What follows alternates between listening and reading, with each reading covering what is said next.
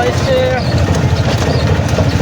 काफ़ी लोगों की गुस्सा आएगी, काफ़ी लोगों को गुस्सा आएगा, काफ़ी लोगों को ये बात मंजूर नहीं होगी। और जो मेरे नज़र में लगता है उससे मैंने बोल दिया। बाकी सब आप क्या समझते हैं, क्या नहीं उनके बारे में, और आपके विचार में उनके बारे में क्या ख्याल है, ये आप कमेंट में बोलिए, जैसे कि मैं भी सुधार कर सकूँ अपने आप में, मेरे विचार को कुछ बदल सकूँ। शायद मैं गलत हूँ तो गलत ही हूँ, लेकिन किसी का भी निंदा करना है तो उनके सामने करना चाहिए। इसी तरह से आप मेरे इस कमेंट बॉक्स में कीजिएगा तो मैं भी कुछ खुद पे सुधार कर सकता हूँ। जो मेरे ख्याल है उनके मैं विचार कर सकता हूँ, क्योंकि उसमें गलती किसी को दिखाई नहीं देती। कोई बताने वाला सामने हो तो ही अपना गलती किसी को महसूस होती है, हो सके तो, लेकिन जिसको नहीं होती है उसको नहीं होती है भाई। हाँ, तो यहाँ पे हम लोग का इधर बैल की काफ़ी चरवाई की जाती है, क्योंकि हमारे इधर कोई बड़ी मशीन है, हर घर में ट्रैक्टर इस तरह से नहीं है, और जो इलाका है वो भी जंगल झाड़ है, तो इलाका भी काफ़ी छोटा छोटा रहता है। इसलिए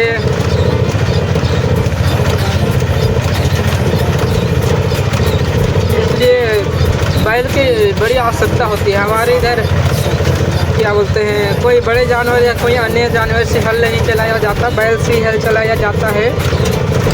गांव है ना दोस्त, तो गांव में तो बैल से ही अधिकांश किया जाता है, और हर घर में 2 बैल तो अवश्य है, हर घर में। और जिनके घर में जनसंख्या अधिक है उनके घर में तो अधिक ही रहती है, क्योंकि हमारे घर में जनसंख्या अधिक तो नहीं है, पर भी है 5 बैल। और बैल का सेवा करना चाहिए, इससे हम लोग को, ग्रामीणों को या गांव वालों को, जो भी बोले, 2 फायदे मिलते हैं।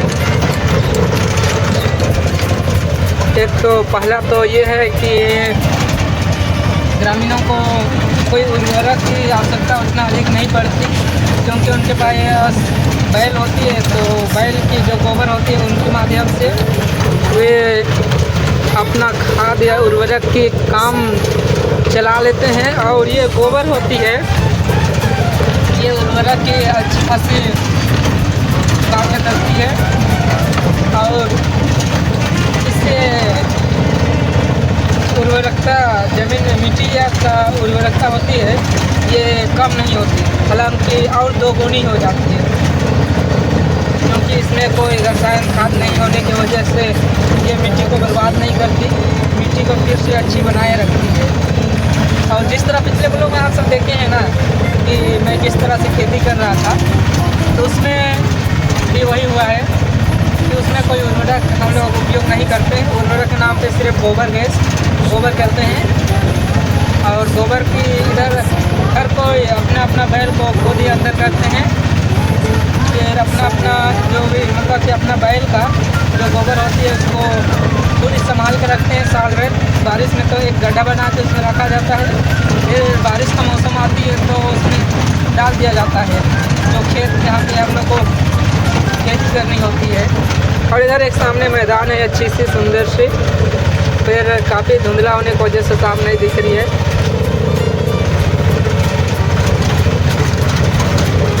तो मैं बोल रहा था कि ये जो गांव वाले लोग के बारे में तो मैं काफ़ी कुछ बोल दिया, जिनको भी बुरा लगे उनको मैं माफ़ी चाहूँगा, पर गांव वालों को अभी भी उजागर करने की आवश्यकता है, क्या कि सोशल मीडिया में अभी ऐसा बहुत वीडियो आ रही है जिसमें कि कोई गांव वाला का बेटा मर जा रहा है, सरकार उनकी मदद नहीं कर रही है, तो कोई प्यासे मर रहा है, तो कहीं पानी की कोई सुविधा ही नहीं है, तो कहीं पे क्या बोले, ऐसे बहुत अनेक सोशल मीडिया में न्यूज़ आती है ना।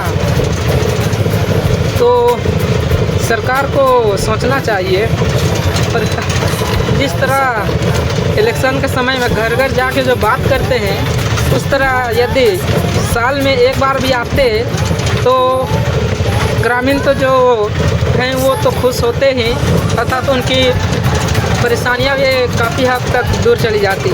लेकिन नहीं, हमारे यहाँ का सरकार को तो केवल इलेक्शन के समय आना है, वोट लेना है, फिर अपने राह में निकल जाओ। सरकार जो समझे हमारी बात को, पर जो होता है वही बोलेंगे। घबराहट हो रही है ऐसी बात नहीं है, पर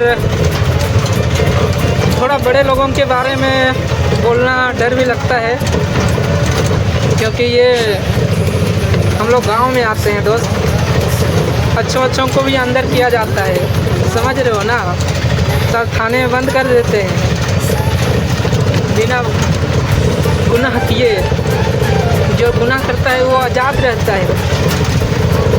पर हम बोलेंगे, हम ना बोले तो कौन बोलेगा? हम ना बोलेंगे ही तो गाँव वाला का प्रॉब्लम होती है। कोई और आके हम लोग के बारे में बोल देगा। इस तरह से थोड़ी होता है। खुद का परेशानी है तो खुद ही सॉल्व करना सीखो, क्योंकि ये रोड जो है ये हमारी परेशानी है, हमारे गांव की है, सभी का। केवल मैं सिर्फ इसमें आता जाता हूँ ये बात थोड़ी है। इसमें दसों हज़ार लोग आते जाते हैं। और ये एक इधर तो जो जा रहे हैं इस रास्ते में एक छोटे नगर को जोड़ता है, पर एक इससे काफ़ी नज़दीक है बॉर्डर, यानी स्टेट बॉर्डर। तो स्टेट बॉर्डर के जस्ट बगल में उस स्टेट का राजधानी है, यानी स्टेट है। तो उसमें एक बड़ा शहर है, तो उस बड़ा शहर को भी ये रास्ता काफ़ी जोड़ता है। और उसी के हद पर इसमें 4 गाड़ियाँ जो चलती है वो बताया था मैं। तो वो एक बड़े शहर से यहाँ के छोटे शहर में अपना राह बनाती है। इतना लंबा सफ़र करती है, लगभग उसकी दूरी अधिक नहीं है, फिर भी 25 किलोमीटर से 30 किलोमीटर की जो ये रास्ता है ये है। और इसका हालात देख सकते हैं। जैसे हम लोग इस रास्ते में जाके वहाँ पे बॉर्डर के काफ़ी नज़दीक आते हैं, तो उधर पे हम लोग को 2 लाइन रोड मिल जाता है। और इधर का हालात देखिए क्या है। और ये भी जाके यहाँ पे एक शहर मिलता है, उससे सीधे 3 लाइन पे, मतलब यानी 3 साइड में रोड बटा हुआ है। और 3 साइड में से एक साइड जो है इससे 15 किलोमीटर दूरी पर हम लोग का जिला है। फिर भी इतना नज़दीक होने के बावजूद इस पर कोई एक्शन नहीं लिया जा रहा है। पर क्या करें, गांव वालों को बोलो तो गांव वाले बोलते हैं मोदी सरकार, तो अपना सरकार तो उसका सरकार। पर साला यहाँ कितना आके कोई अपना राज्य बसा ले रहा है, तो कहीं जाके क्या कर ले रहा है। तो यहाँ जो हम लोग का ब्लॉक है वहाँ पे बाहर का अधिकारी आके बैठे हुए हैं, उस पर कोई आवाज़ नहीं उठाएगा। पर जाति और धर्म का नाम ले लो तो ये गाँव वाले भड़क जाएंगे। बड़ी गजब एरिया यार। और मैं भी उसी से बिलोंग करता हूँ, उस समय कोई अलग नहीं हूँ। मैं ऐसे बोल रहा हूँ तो मैं उनसे अलग हूँ, ये बात भी नहीं है। मैं भी उसी से एक हूँ। पर अकेले में कोई दम होता है क्या, आप ही बताओ। पर सोशल मीडिया जिस तरह से है, सोशल मीडिया यदि हमें साथ दे तो हम लोग बिल्कुल अपना सही काम कर सकते हैं। और यदि ना हो पाए तो फिर सोशल मीडिया भी कोई काम का नहीं है बोलेंगे हम लोग। हाँ, तो थोड़ा देर बाद फिर से मिलते हैं। यहाँ पे एक ट्रैफिक मिलने वाली है हम लोगों को, क्योंकि यहाँ पे पेड़ गिर चुका है। तो रुकते हैं थोड़ा सा ब्लॉक में।